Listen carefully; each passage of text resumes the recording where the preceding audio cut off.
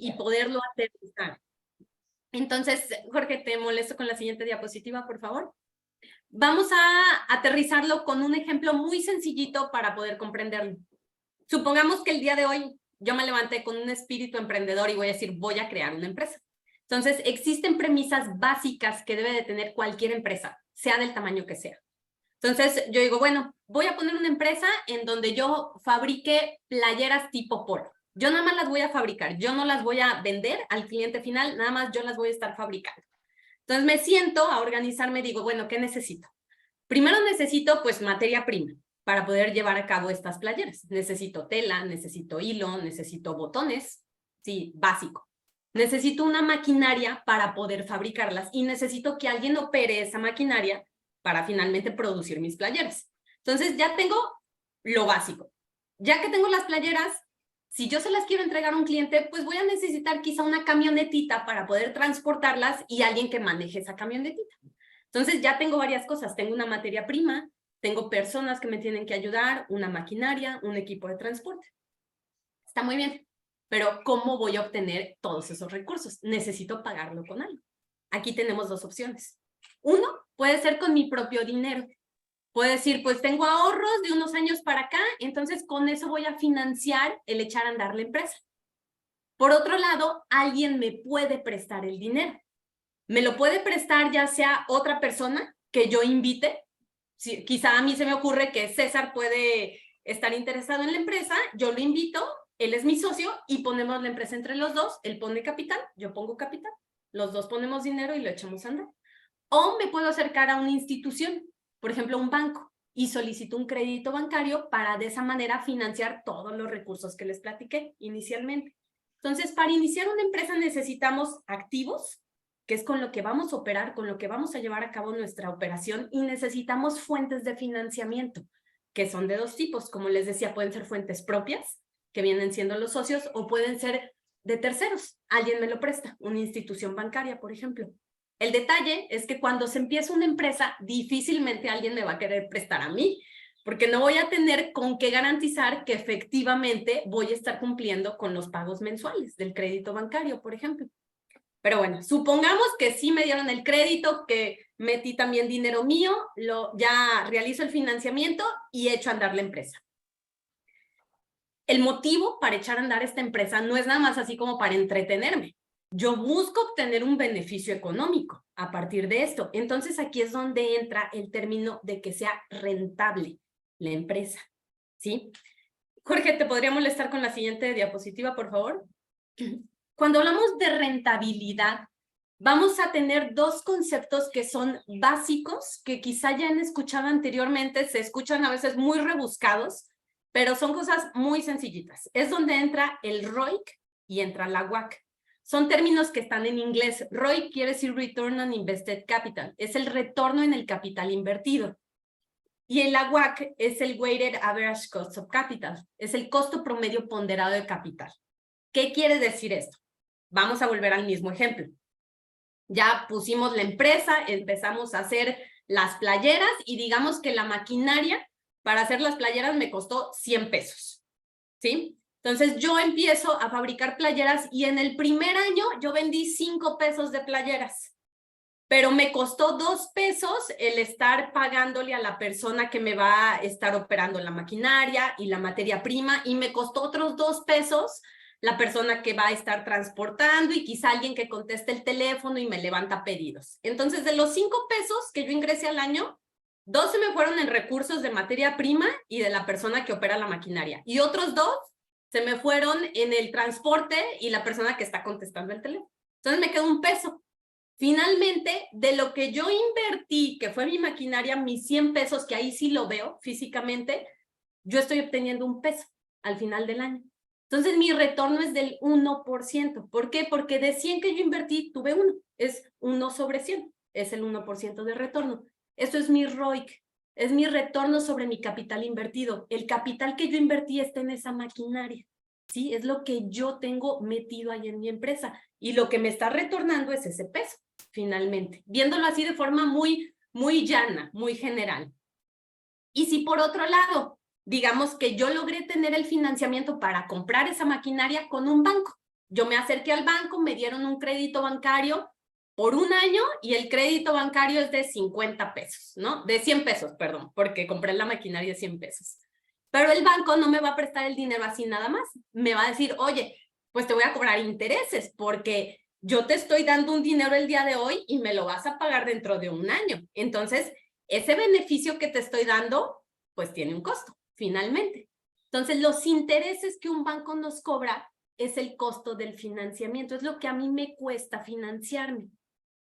Si juntamos estos dos conceptos, si yo tengo un retorno de mi inversión que es del 1% y, por ejemplo, acá mi tasa de interés me la dieron al 17%, digamos, si nosotros sacamos esa diferencia, me está costando más mi financiamiento del 17% que el 1% que yo retorno anualmente. Ahí es donde pudiéramos decir, quizá mi empresa no es rentable, porque me cuesta más financiarme del beneficio que yo obtengo.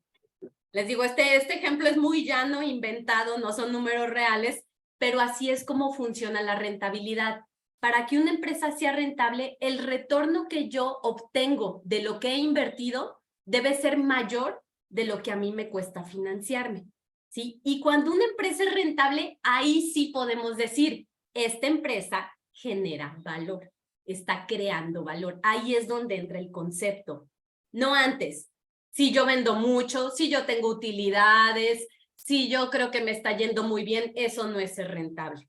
Ser rentable es que el retorno de lo que yo estoy invirtiendo sea mayor que lo que me está costando financiarme, ¿sí?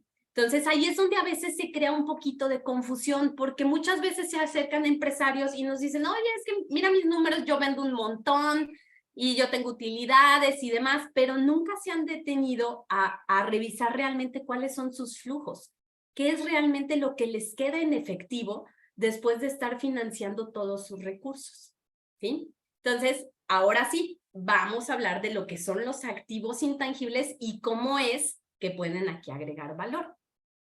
Si quieres darme la siguiente, Jorge, por favor. Nada más si me permites hacerte un Claro. comentario ahí, Pau. Claro. Fíjate que, y todos son bienvenidos, todos sus comentarios en el chat. La generación de valor, fíjate que eso sería también para otro webinar. La verdad es que en realidad una empresa o muchos empresarios no sabemos qué es la generación de valor o cómo se crea valor. Y realmente la generación de valor, como bien lo dices, no solo tiene que ver con las ventas, tiene que ver con todo un entorno de negocio que puede circular o puede crearse a través de tu propio negocio y no necesariamente está relacionado con las ventas, ¿no? Entonces, es un tema muy interesante que de ahí se desarrollan marcas o se pueden desarrollar otros activos intangibles, que es sobre lo cual ahora pues vamos a platicar, ¿no? Pero sí da el tema de creación de valor para otro webinar, me parece. Sí, es un tema que como comentas, Jorge, a veces en la actividad diaria, en la operación diaria de las empresas, uno no se detiene a analizar esos puntos. Simplemente Es como que se correcto. busca, quiero crecer, quiero vender, quiero crecer, quiero vender, pero ¿a costa de qué? Quizá el crecimiento que yo quiero tener me está costando demasiado y no me reditúa. Existen muchos Claro. casos de empresas públicas, ahorita les platico rápidamente nada más uno. Lala es un caso muy particular en ese sentido, porque Lala en algún punto tuvo diferentes CEOs en diferentes etapas de su historia. Era una empresa que cotizaba en bolsa. Entonces, las empresas que cotizan en bolsa pues tienen que cumplir con ciertos lineamientos, publicar información financiera y demás. Y pues como están en la vista de todos y a cuánto está su acción fluctuando durante el tiempo, es algo en lo que todo el mundo tiene el foco porque pues se realiza el trading, la venta y la compra de acciones. Son empresas que generalmente están ávidas de estar creciendo constantemente. Entonces, uno de sus CEOs en algún momento creyó que era buena idea empezar a sacar una gama de productos muy variada, porque dijeron, vamos innovando, vamos creando muchos productos diferentes. Entonces empezaron a crear la leche deslactosada Super Gold para deportistas, y luego la leche semidescremada baja en calorías para esto. Entonces empezó a haber una gama de productos inmensa que pues creyeron que eso les iba a redituar, pero se dieron cuenta con el tiempo que toda la inversión que habían hecho en esa innovación no les estaba redituando porque en el mercado estaba creando confusión. Las personas estaban viendo tantos productos diferentes que no sabían ni qué elegir y se quedaban comprando el mismo, el de siempre. Y los nuevos productos realmente no se estaban vendiendo. Entonces, todo lo que habían invertido en investigación, en desarrollo, en diseñar una nueva marca, un nuevo producto, marketing, sacarla al mercado, promocionar, no les estaba redituando. Terminaron quitando esos productos del mercado y finalmente fue una inversión buscando crecer, buscando innovar, que no redituó. Entonces, no toda inversión nos va a llevar a un crecimiento redituable. Se tiene que invertir de una manera bien pensada, bien estructurada. Sí, Paulina, ahí me gustaría hacer una aportación. Efectivamente, los empresarios, cuando empiezan un proyecto, cuando constituyen una compañía, a veces pierden de vista estos dos indicadores que son clave para saber cómo va, ¿no? Y si va acorde a lo que una empresa del sector tiene que pasar por esto, ¿no? O sea, hay comportamientos, dependiendo de la industria, es el número de años en que normalmente vas a empezar a ser rentable. O sea, hay ciertos factores alrededor que te permiten ir monitoreando, además de estas razones financieras, cómo vas, ¿no? Y si estás acorde al crecimiento del sector. Pero también creo que eso es, sobre todo le pasa a los que están empezando. Pero también te encuentras justamente el lado opuesto, ¿no? Empresas que son altamente rentables. Y con eso doy un poco de pie a tu siguiente slide, donde no les pasa por la mente. En México yo estoy convencido de que el sector empresarial difícilmente, digo, estoy hablando del grueso, ¿no? Que son pequeñas y medianas empresas, difícilmente voltean a ver la propiedad intelectual. O sea, a veces tienen una cantidad de propiedad intelectual y no tienen la menor idea del activo que no están explotando, ¿no? Entonces creo que es una combinación y es un fenómeno bien interesante porque justo de esos clientes que ya están consolidados, que ya pasaron esa parte de donde la rentabilidad empieza a verse reflejada, pues vale la pena hacer un repaso, ya no tanto de las ventas, de la rentabilidad, de las razones, sino a ver qué está haciendo eh, que la empresa tenga valor, ¿no? Y es justamente donde viene pues todo tu tema, ¿no? Sí, exactamente. Sí, sí. Si nos ayudas, Jorge, con la siguiente, gracias. Los activos intangibles es esto que está comentando, tal cual César. Son elementos que existen dentro de las empresas que generalmente pasan desapercibidos porque no los vemos como tal. No es como un escritorio, una camioneta, un edificio, que esos son evidentes para todos. Aquí no.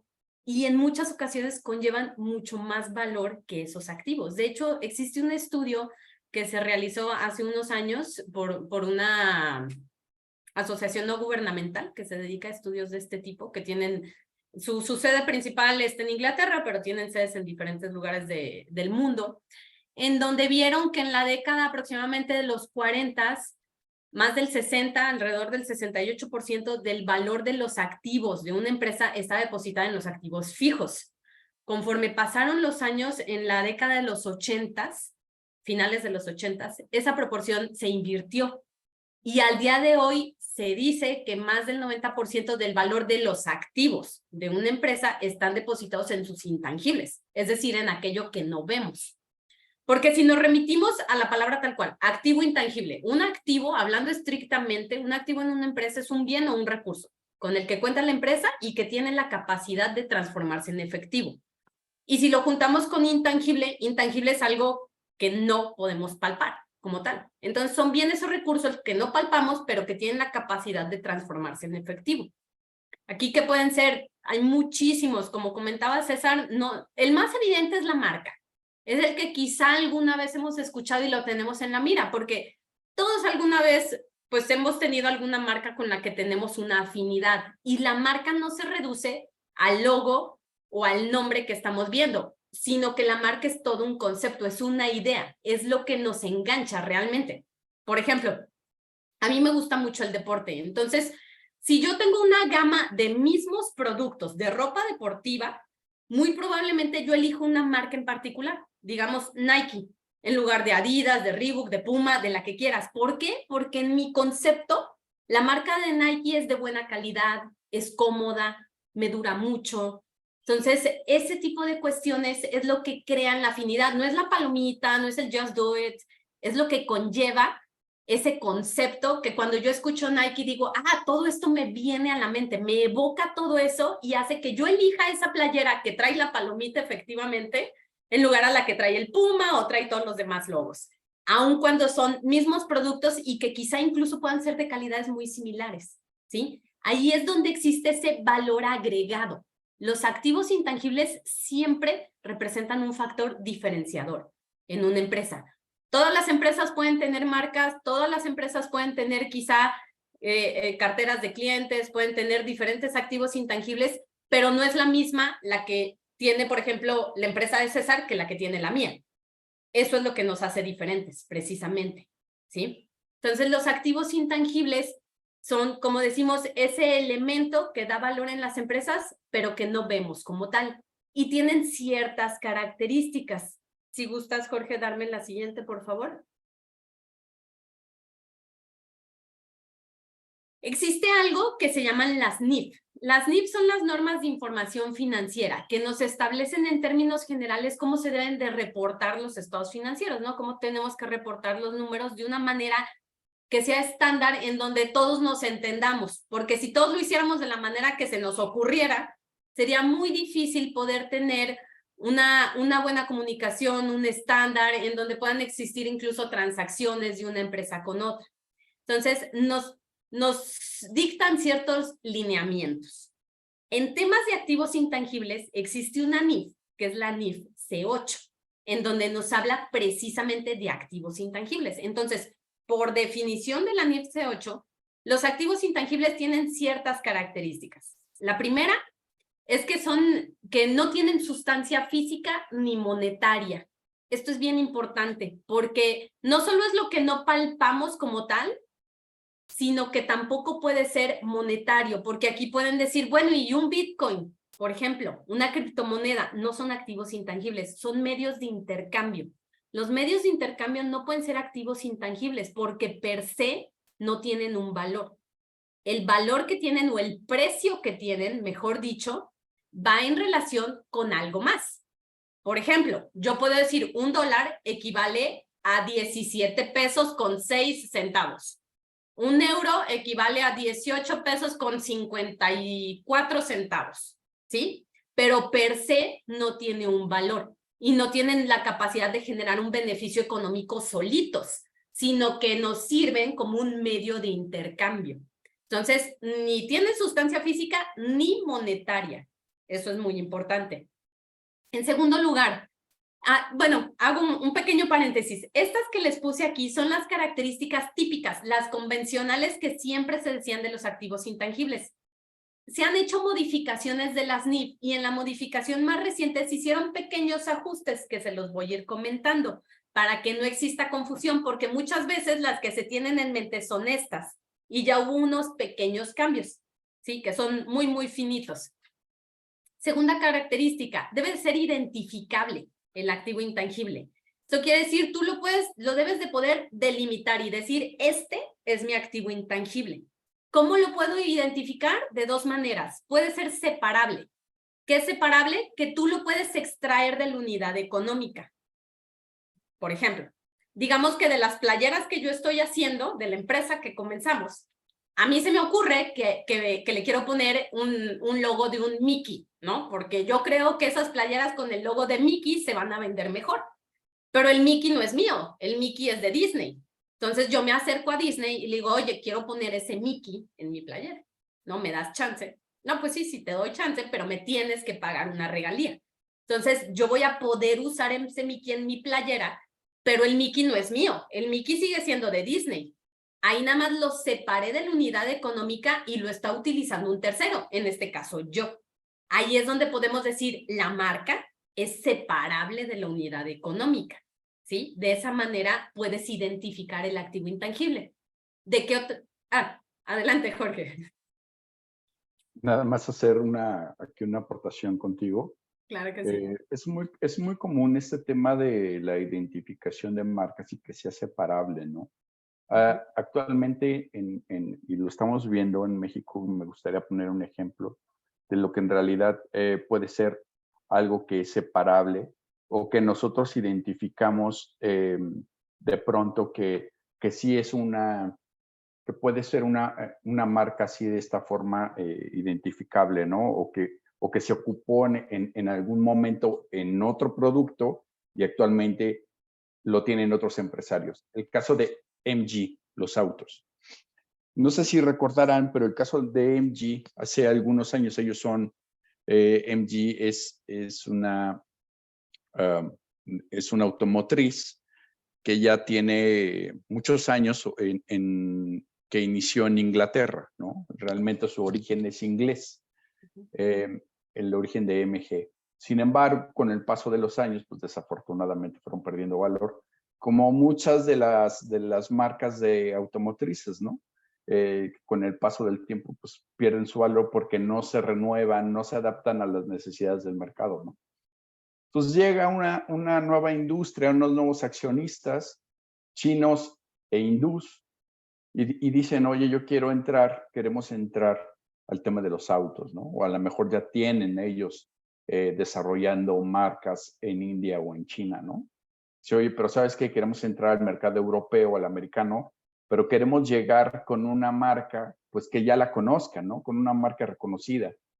Y aquí está el caso de MG, ¿no? MG en realidad su origen es británico, pero ahorita está con accionistas hindús y chinos.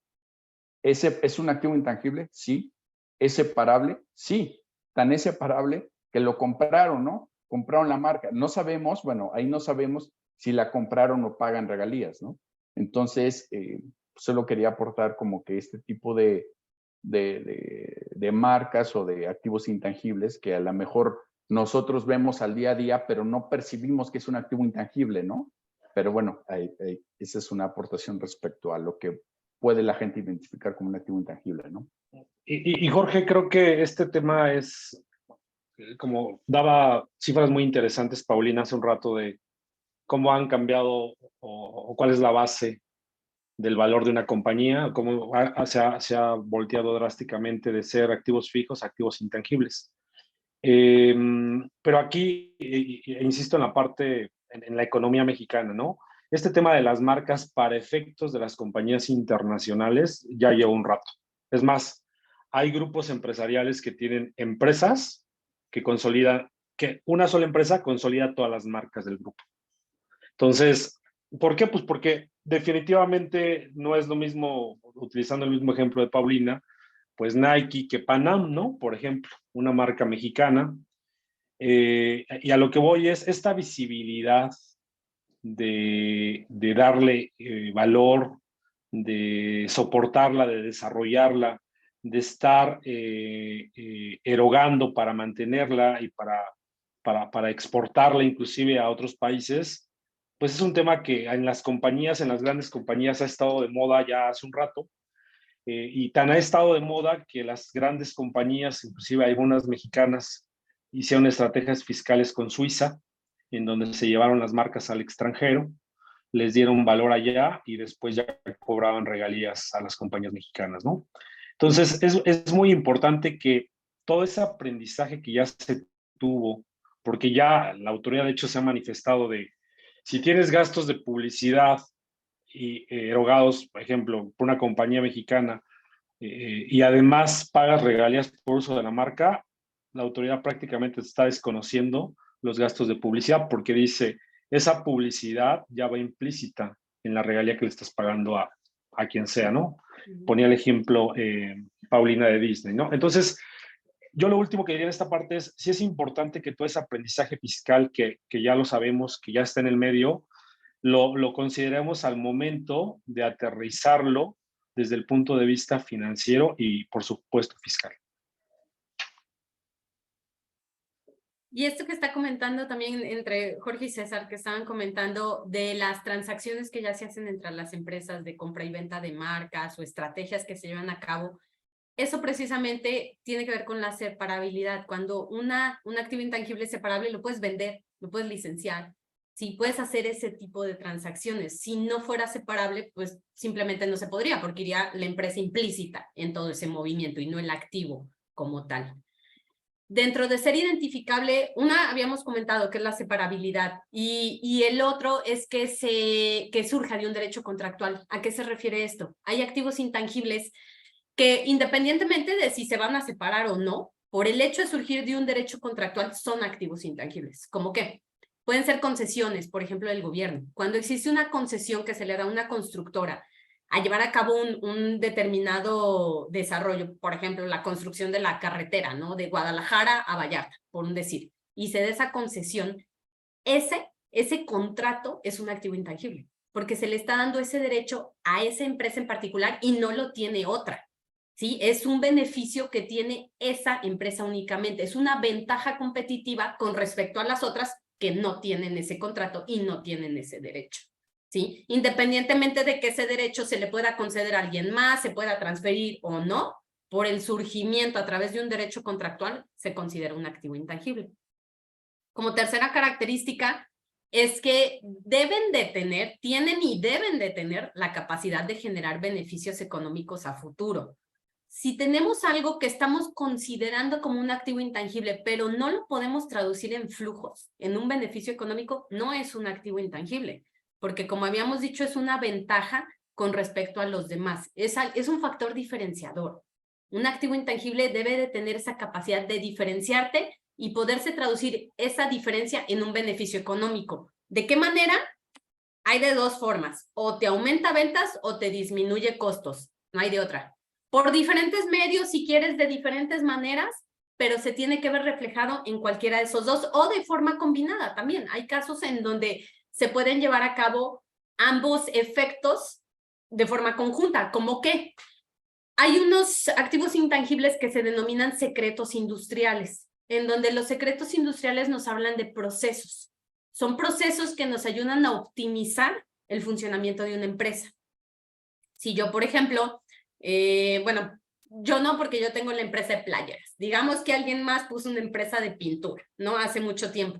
Y esa empresa de pintura es un ingeniero químico que con el paso del tiempo de estar fabricando pintura se dio cuenta que si altera la combinación en ciertas proporciones de la materia prima, necesita menos materia prima de la que utilizaba inicialmente. Entonces, ahí por una parte se va a estar ahorrando costos al desarrollar esa fórmula diferente. Y por otro lado, puede ser que esa fórmula, como te está saliendo más barato hacer la pintura, quizá lo puedes vender un poquito menos caro que como lo vendías antes y te atrae más clientes. Conservas tu misma calidad, pero te atraen nuevos clientes. Entonces, por una parte, disminuyes costos, pero por otra, aumentas tus ventas. Entonces, en esos casos puedes conjuntar ambos beneficios, ambas formas de beneficios. Y finalmente, se debe de tener control sobre el activo intangible. ¿A qué se refiere con control? Quiere decir que tú como propietario del activo intangible tienes la capacidad de poder decidir sobre él de forma exclusiva. Esto quiere decir que yo tengo una marca, yo voy ante el INPI, la registro, me dan un título en donde avala que es mía y de nadie más, y nadie más puede hacer uso de ella sin mi consentimiento. Y si lo hace, existen consecuencias legales, no multas y demás.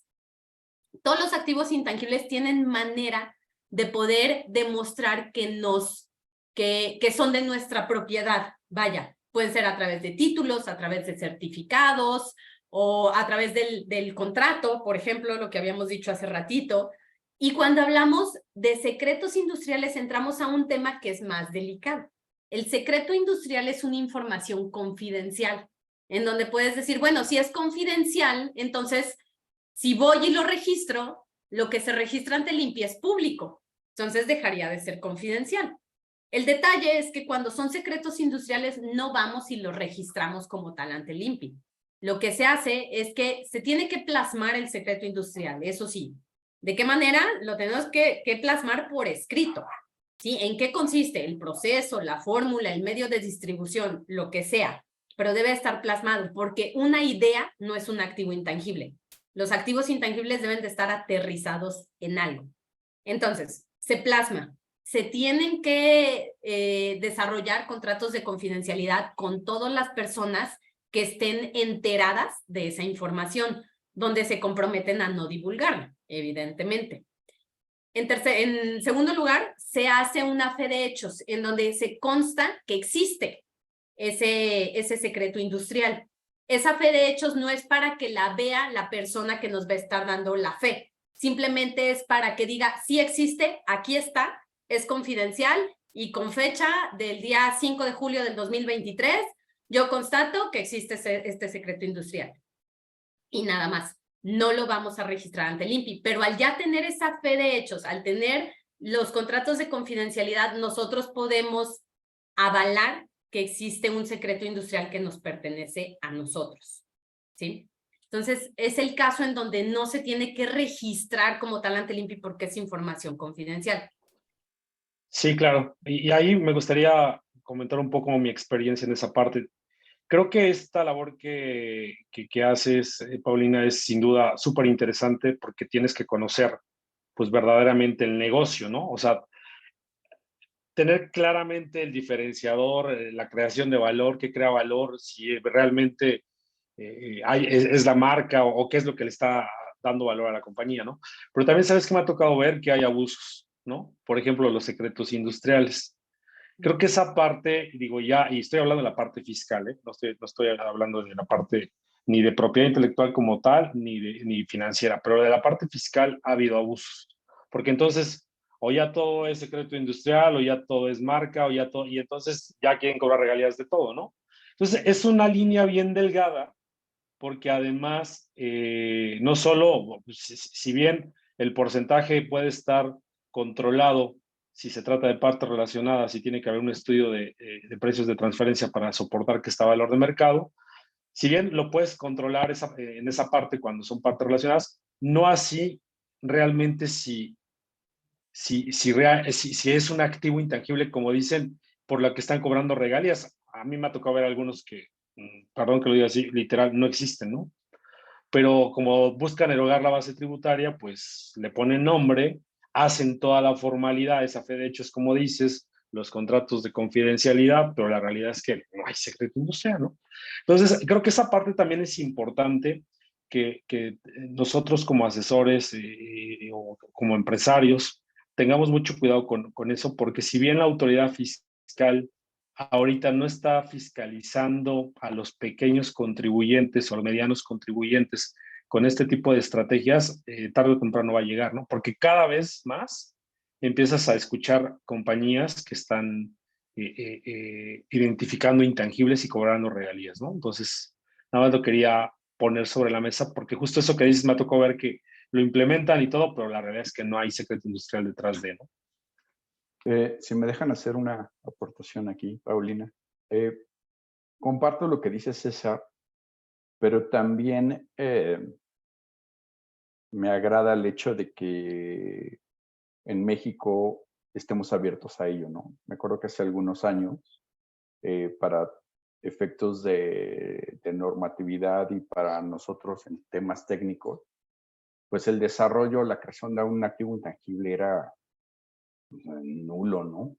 La verdad, estuvimos muy retrasados en ese punto, ¿no? Me parece que la tecnología nos ha estado llevando a que verdaderamente, pues, existen activos intangibles que a lo mejor ni siquiera sabíamos que existían en nuestras empresas, pero que como ha venido desarrollándose la industria y la tecnología, insisto, pues nos ha permitido identificar esos activos y poder empezar a plasmarlos en los estados financieros, porque antes era súper complicado, ¿no?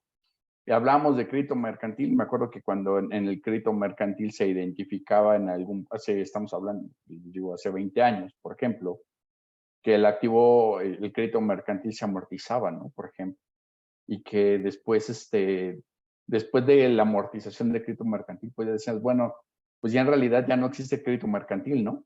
Entonces ha habido unos cambios en la normatividad súper innovadores, me parece, a nivel internacional, y que ahorita nos ha permitido que realmente pueda reflejarse algo en los estados financieros. Ojalá que en algún momento, Pau, lo del C8 y aquí en este webinar, pues nos platiques un poquito acerca del tema de evaluación y de registro para la gente que nos acompaña, ¿no? Sí, sí, claro que sí. Bueno, tocando este tema que estás comentando ahorita, Jorge, nada más antes de abordar la parte de la evaluación y el registro, creo que sí sucede que nos podemos ir a los dos extremos, como bien comenta también César. Uno es que se quiera abusar y que se quiera utilizar cualquier, o no existe, o procesos que no son activos intangibles, que son manuales nada más como de buenas prácticas, que son generalizadas, que las puede hacer mi vecino, las puede hacer la empresa de al lado, o sea, no es un factor diferenciador, que es, llegas a tal hora, te cambias el uniforme, te pones la bota, te pones el equipo de seguridad, son manuales. Sí, que se tienen de manera generalizada y que muchas veces a mí sí me ha tocado que las empresas los quieren tratar como activos intangibles. Y esos no son activos intangibles. Eso lo tiene N cantidad de empresas, no es un factor diferenciador. Y por otro lado, también nos han tocado empresas que no se tienen, por ejemplo, 3 generaciones y que el abuelo, cuando empezó la empresa, desarrolló una manera de hacer las cosas de forma particular, sí, por la experiencia, lo fue perfeccionando y termina siendo eso realmente un secreto industrial, en donde quien sabe cómo hacerlo es él y no lo sabe hacer nadie más, pero nunca lo han plasmado como tal y funciona la empresa como lo hace hoy en día gracias a su expertise. Pero ese know-how nunca no lo han plasmado y ni siquiera han caído en cuenta de que eso es lo que los hace diferentes a su competencia. Porque se acostumbraron a hacerlo en el día a día y pues no lo ven como tal. Entonces creo que sí hay los dos extremos. Ahora, hablando de la parte de los registros. El registro, pues depende de cuál activo intangible estemos hablando, es la instancia donde se van a registrar, ¿no? Si hablamos de marcas, patentes, modelos de utilidad, nos acercamos al INPI, que es el Instituto Mexicano de la Propiedad Industrial. Ahí es donde se registran ese tipo de activos intangibles. Existen también, por ejemplo, cuando hablamos de un software, el software también puede tener las características para cumplir como un activo intangible, pero ahí no se registran ante el INPI, ahí nos acercamos ante Indautor. Me voy poquito para atrás. Todo esto de propiedad intelectual, todo este mundo es propiedad intelectual. La propiedad intelectual la podemos dividir en 2 tipos. Podemos hablar de propiedad industrial, que es de lo que hemos estado hablando ahorita. En realidad, de lo que hemos estado hablando ahorita es propiedad industrial, ¿sí? Y todo lo que tiene que ver con propiedad industrial tiene que ver con el INPI, generalmente, a excepción de lo que habíamos platicado ahorita de secretos industriales, que no se registra y demás, ¿no? Pero todo esto tiene que ver con el INPI. Cuando hablamos del tema de cultura, de creaciones culturales, ahí nos acercamos con el Indautor. ¿Qué queremos decir con esto? Son obras literarias, musicales, personajes, software, que también les estoy comentando. Todas esas creaciones que son artísticas generalmente se registran por este lado y tienen un tratamiento diferente en cuanto a vigencia y demás, ¿sí? Pero el día de hoy nos hemos enfocado en lo que es propiedad industrial. Aquí hay algunos puntos que sí me gustaría señalar. La marca la registras por primera vez, se tiene que verificar que no exista una confusión con otras marcas ya existentes. En el mundo de las marcas existen 45 clases que abarcan tanto productos como servicios. Cuando tú te acercas al INPI a registrar una marca, se tiene que corroborar en cuál clase la vas a registrar, que nos hable exactamente de la actividad económica que vas a realizar y nada más ahí la registras. No la registras en todas para abarcar y que nadie me lo gane. No tiene que ser en eso, porque al cabo de 3 años tengo que hacer una declaración de uso, en donde yo diga que efectivamente estoy utilizando la marca para los fines para los que lo registré, ¿sí? Y cuando se cumplen 10 años desde que yo la registré hacia adelante, puedo renovar mi marca. Y así de forma indefinida, la puedo estar renovando cada 6 años, cada 10 años, perdón, a diferencia de las patentes. Una patente, yo me acerco ante el INPI, la registro y las patentes, por regla, tienen 20 años de vigencia. ¿Por qué? Porque a diferencia de las marcas, la razón de ser de las patentes es incentivar la innovación que ayude a la humanidad. Entonces, tú como creador de la patente, está bien, te reconozco, tú la creaste, 20 años te doy exclusividad, pero al final de eso lo abro para que alguien más lo use. ¿Por qué? Porque la finalidad es que innoves para ayudar a la gente, a la humanidad, ¿sí? Entonces, esa es la razón de ser, pero si lo incentivas dándoles una exclusividad de explotación durante 20 años, ¿sí? Entonces, cada una tiene sus características muy particulares.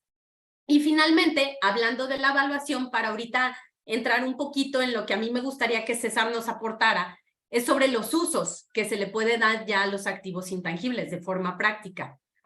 Uno puede tener un activo en su empresa, un activo intangible, pero si ahí está y lo reconoces y lo proteges, pues está muy bien, ¿no? Estás resguardándolo y evitándolo que alguien más lo explote, pero la realidad es que puedes aprovecharlo, ¿sí? Existen diferentes herramientas, diferentes maneras en las que financieramente, de forma fiscal, las podemos utilizar porque pues son recursos con los que efectivamente cuenta la empresa, ¿no? O sea, no es como que se quiera hacer algo inventado, sino que simplemente ahí estaba, no nos habíamos dado cuenta y no lo habíamos utilizado. Pero ahí tenemos el recurso a la mano, ¿sí? Entonces, si quieres darme la siguiente, por favor, Jorge. Aquí pues son unos ejemplos así de manera muy general. En realidad aquí César es quien tiene mayor expertise en la parte del tratamiento ya de los activos intangibles como tal. Entonces creo que aquí te cedo la palabra, César. Gracias, Paulina. Sí, efectivamente, voy a hablar de manera muy general, sin dar artículos para no hacerlo complicado. La ley del impuesto sobre la renta tiene muy bien definido qué tratamiento se le debe de dar, ¿no? Es decir, en este caso sería un gasto que, dependiendo cuándo se materialice la utilización, pero si la compras, podrías amortizarla en el ejercicio en un 15%. Ajá. Tratamiento diferente que tienen los gastos de investigación, de desarrollo, de colocación o de crecimiento de la marca cuando estás creando una. El tratamiento pues es también diferente. Los gastos se tienen que amortizar. Para efectos fiscales no los puedes hacer deducibles directamente. Y entonces es acá donde las compañías a veces, como no tienen claro que están creando un intangible, lo que terminan haciendo es que todo lo mandan a resultados, ¿no? Entonces, desde ahí, el proceso de crear la marca, de darle valor a la marca, después de evaluarla, pues se empieza a convertir en un problema para efectos financieros y después para efectos fiscales. Y acá en esta parte fiscalmente deben de saber que la OCDE, a través de los comentarios de los lineamientos en materia de precios de transferencia, reconoce dos tipos de propietarios: el propietario legal y el propietario económico.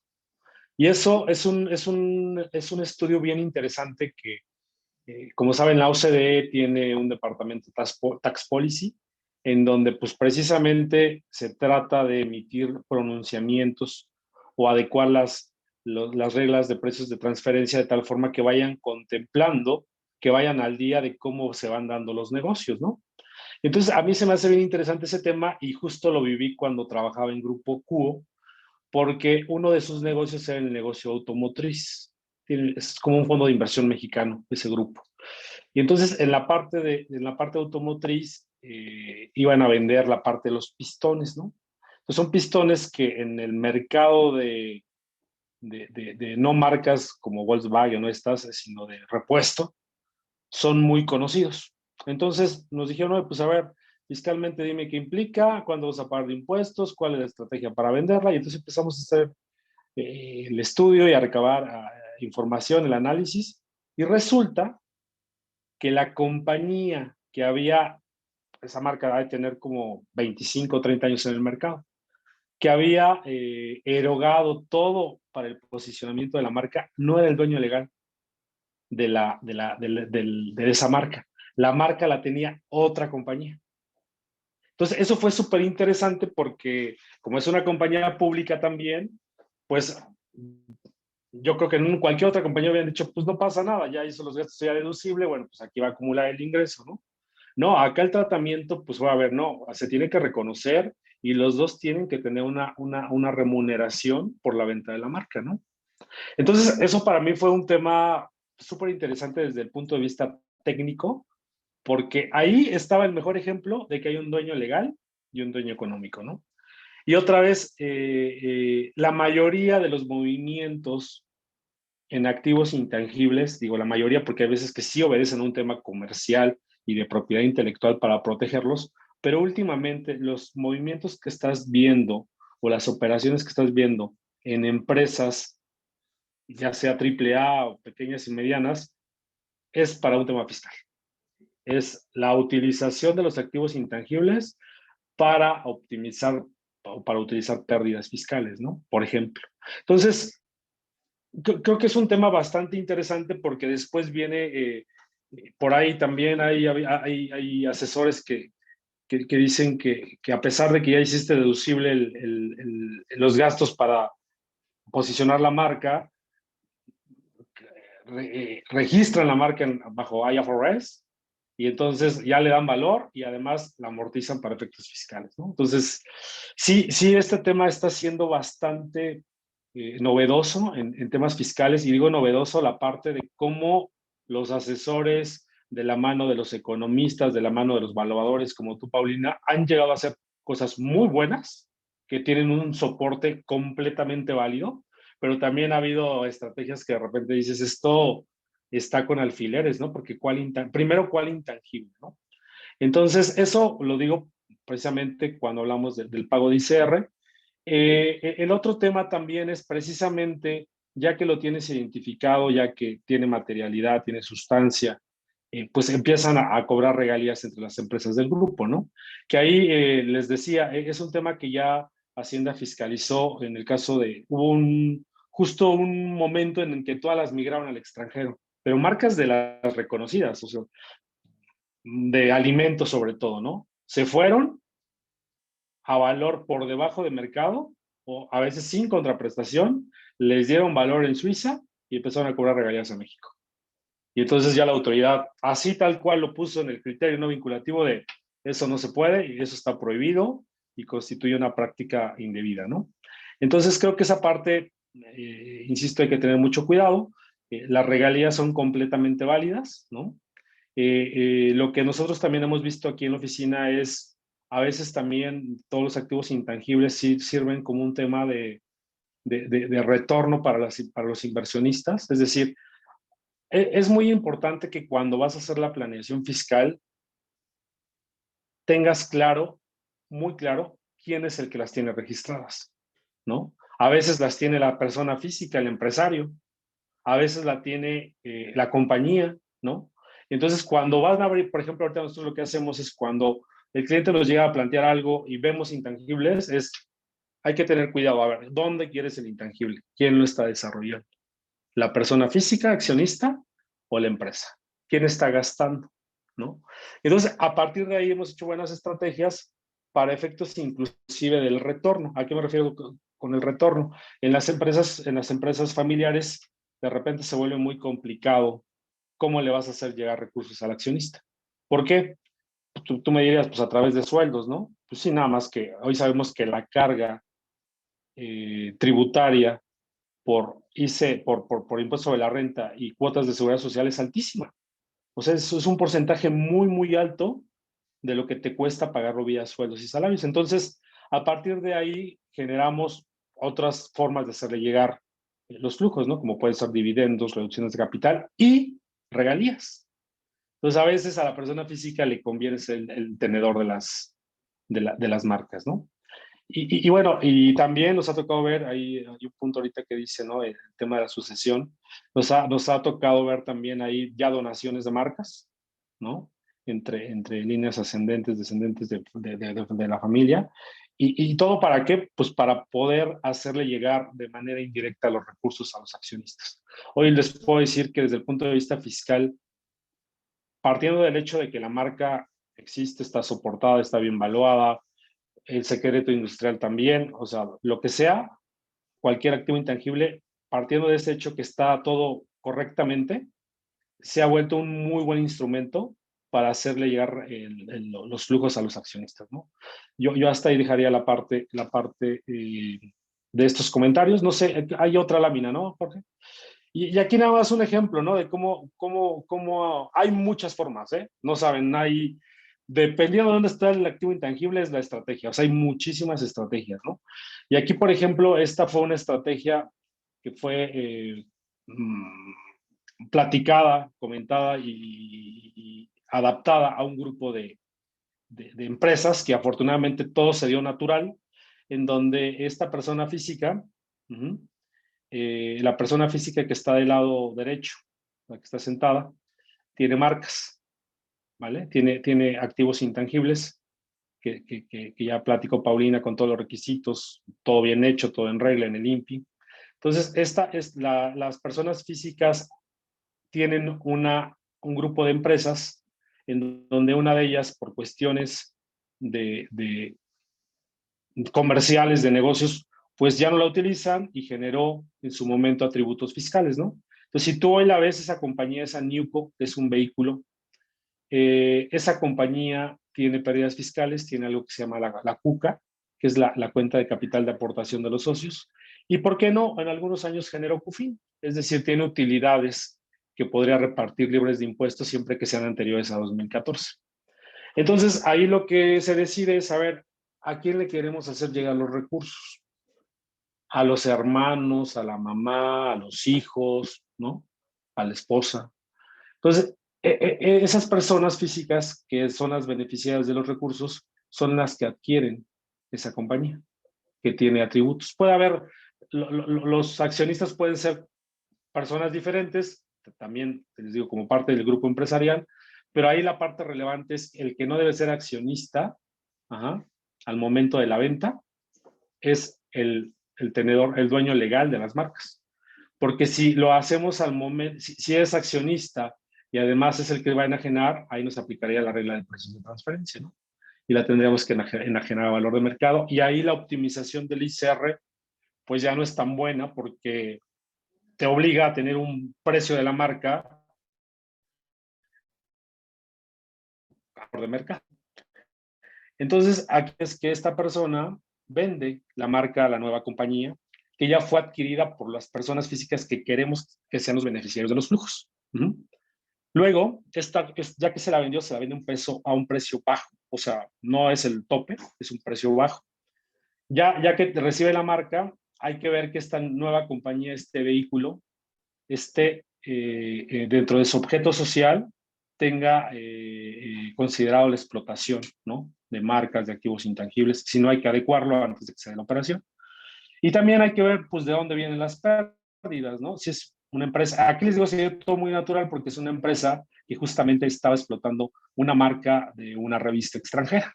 Entonces todo estaba perfecto, ¿no? Encajaban giros, encajaban tiempos. Y entonces, ya que tienes la empresa, el activo intangible revaluado, para efectos de ver cuál es el margen que le vas a cobrar a tus otras empresas, le cobra regalías a la compañía A, a la B y a la C, ¿no? Hay un retorno de estas compañías a valor de mercado, evidentemente, hay un estudio de precios de transferencia, hay un benchmark que te dice que puede ir de 3 a 7%, 3 a 5%, también, y Paulina lo sabe mucho mejor que yo, no es lo mismo una regalía del sector de retail, ¿no? Que a lo mejor está súper pulverizado a una regalía por el uso de una automotriz, ¿no? O sea, aunque las dos son regalías, los comparables son diferentes y los porcentajes pueden cambiar. Y entonces esta compañía le hace el retorno a valor de mercado, vamos a suponer que es un 3%, un 4%, es una regalía bajita. Entonces la compañía, el vehículo, la Newco, lo que hace es amortiza pérdidas fiscales. Pérdidas, pues, que generó y que es el dinero de los accionistas que no dio resultado y que ahí está. O sea, es un atributo que tú generaste, eso es completamente válido. Amortiza pérdidas fiscales, no paga impuesto, la Newco, el vehículo, y el dinero que llega a ese vehículo baja como reducción de capital o pago de dividendos a estas personas. Entonces, con esto, ¿qué te permite? Que las personas físicas beneficiarias se ahorren de entrada un 35%, ¿no? Pensando en que se vayan al límite de la tasa, ¿no? Por el tipo de ingreso que van a tener. Y segunda, que si además fuera vía dividendos en una CUFIN que se generó con posterioridad al 2014, pues a un 10% adicional, ¿no? Que te estaría causando, por un lado, el ingreso por dividendos, que se graba para la persona física, y por otro lado, la retención del 10% sobre ese dividendo, ¿no?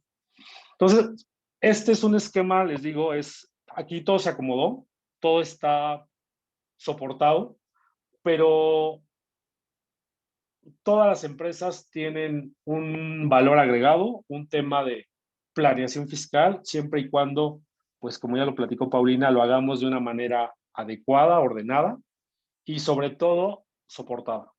Porque el día de mañana, lo que va, esto, yo creo que yo no le doy más de 10 años para que Hacienda regrese y empiece a evaluar todos los pagos de regalías, porque hoy ya todas las empresas pagan o cobran regalías. Entonces, en la medida en que lo tengamos soportado, pues bueno, no vamos a tener ningún problema con Hacienda. Este es un ejemplo que les quería compartir que a mí me encantó porque además se nos dio todo muy, muy natural, ¿no? Y digo, es importante también decirlo, este tipo de esquemas no es eterno, ¿no? O Claro. sea, la optimización del impuesto se va en la medida en que tenga pérdidas fiscales. En el momento que se acaben, todo, excepto las personas físicas, el vehículo empieza a pagar como cualquier empresa, pues que también es lo normal, ¿no? Sí, Entonces, hasta acá el caso que les quería compartir. pues la verdad ha pasado rapidísimo el tiempo. Se nos fue como agua. Ya pasó la hora. Si tienen preguntas, en el chat les he comentado si quieren decirlas. Con todo gusto.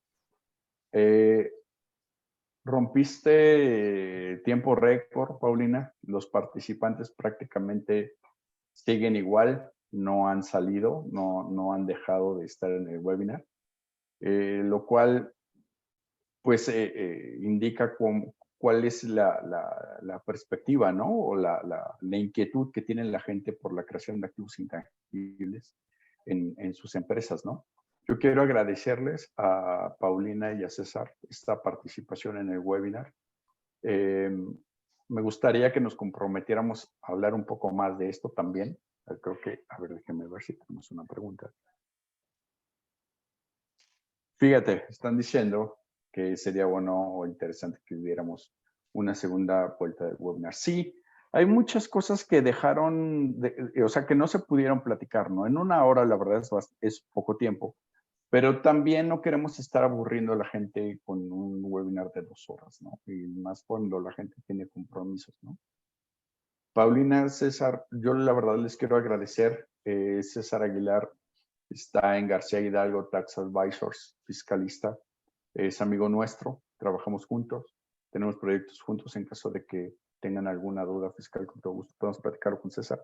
Y Paulina, que es Progressive Board. Paulina está especializada en activos intangibles. Eso es bien importante comentarlo.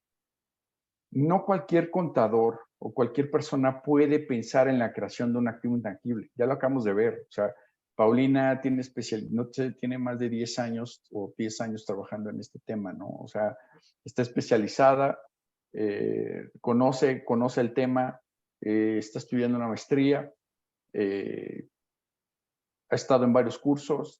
Entonces, pues yo les recomiendo que se acerquen con las personas que conocen del tema, ¿no? Paulina es una de ellas, sin duda, ¿no? No sé, chicos, si quieran hacer algún comentario. Bueno, a mí me gustaría sí agregar algo. Bueno, antes que nada agradecerles aquí a todos los presentes y a ti, Jorge, por la invitación. A mí me encanta hablar de estos temas. Creo que es algo muy interesante, creo que es algo que se aprovecha poco. Son recursos que ya tienen las empresas. No nos dio tiempo para hablar de detalles o de platicar un poquito más acerca de lo que es la evaluación, lo que tiene que ver con el registro también.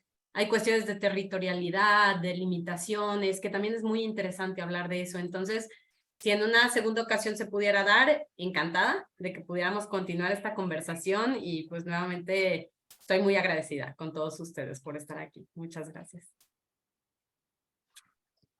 A mí también solo me resta decir que fue un gusto compartir con ustedes y que estoy a sus órdenes para cualquier tema, no solamente de intangibles, sino cualquier tema fiscal, cualquier duda. No solo atendemos empresas, también tenemos la fortuna de atender personas físicas, de ver temas de donaciones, de herencias, de constitución de sociedades, de liquidación de sociedades. Está con todo gusto, estoy a sus órdenes para cualquier duda o comentario al respecto. De este y de cualquier otro tema fiscal. Creo que este tipo de temas, chicos, Paulina y César, la verdad, es algo que llama la atención. No había visto yo honestamente en la red, en LinkedIn principalmente, temas de activos intangibles. Sí he visto a Paulina que ha tomado varios cursos, constantemente sube que se presenta en cursos o referentes a la determinación o creaciones de activos intangibles o creación de valor, la cual pues la felicito y de antemano me gustaría proponerles que hiciéramos otro webinar. Dejémoslo tal vez en un mes, que no ni enfriarlo tanto, pero que tampoco pues sea tan pronto, ¿no? Que sea pasado mañana, por ejemplo, ¿no? Entonces, de nuestra parte, darle las gracias, la parte de TVA, Trending Business Advisor. Nosotros somos también especialistas financieros, contables, somos una compañía de consultoría integral. Nos gusta todo, nos gusta recursos humanos, nos gusta activos intangibles, nos gustan impuestos, nos gusta creación de valor, nos gusta todo. Y en esta plataforma lo que nos buscamos es pues precisamente eso, crear valor para Paulina, crear valor para César, para nosotros en TVA. Con gusto tenerlos y será un placer verlos pronto y seguimos en comunicación. Este webinar está grabado, lo enviaremos por correo electrónico a todas las personas que se registraron, aunque no hayan estado, y también estará en nuestra página de internet, trendingbusinessadvisor.com. Muchas gracias. Gracias a ustedes, que estén muy bien. Un abrazo. Un gusto. Hasta luego. Hasta luego. Adiós.